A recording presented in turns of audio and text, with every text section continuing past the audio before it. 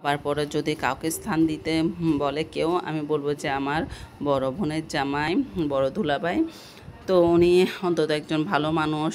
ওনার বাসায় আমি যখনই যাই না কেন বা কোনো কিছুতে আমাদের বিপদ আপদ বা কোনো কিছুতে ওনাকে আমরা কাছে পাই। উনি এমন একজন মানুষ, মানে উনি কাউকে না শব্দটা করতে পারে না। যে ওনার যতটুকু সামর্থ্য আছে ততটুকুর মধ্যে আপ্যায়ন করার চেষ্টা করে। সোজা চলে যাব বড় বোনের বাসায়। উনি অসুস্থ মানুষ, উনি আর ঢাকায় চলে যাবে, ওই জন্য বললাম বড় বোনের বাসায় একটু দেখিয়ে আসি ওনাকে, বড় বোনের জামাইকে। তো এখন কি আর করা, উনি তো যেহেতু দোকানে নাস্তা এতটা খেতে চায় না, কিছুটা ফ্রোজেন নাস্তা আমি ভেজে নিয়ে যাচ্ছি ওনাকে দেওয়ার জন্য, ওনার বাসায় নেওয়ার জন্য। তো এই তো এখন এগুলো নাস্তা রেডি করে, সামান্য কিছু ছিল এগুলোই নিয়ে যাচ্ছি।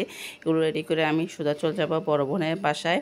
উনি তো আমার বড় বোনের জামাই তো নাছোড়বান্ধায় যে যাক না কেন উনি খাওয়া ছাড়া কখনো আসতে দিবে না।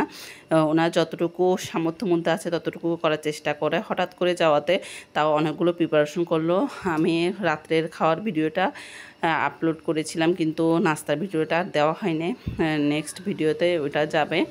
তো এখন আমার বোনেও এখানে তরমুজ কেটে নিচ্ছে, এগুলো নাস্তার হিসেবে নাস্তা দিবে, ওই জন্য এখন বিরিয়ানিও রান্না করছে দিক দিয়ে। এমন একটা অবস্থা, সবাই দেখতে আসছে বড় বোনের জামাইকে। তো এখন আমরা রাত্রে খাওয়া দাওয়া করে চলে যাব বাসার উদ্দেশ্যে। তো সবাই ভালো থাকুন, সুস্থ থাকেন, আমাদের জন্য দোয়া করেন। আসসালামু আলাইকুম।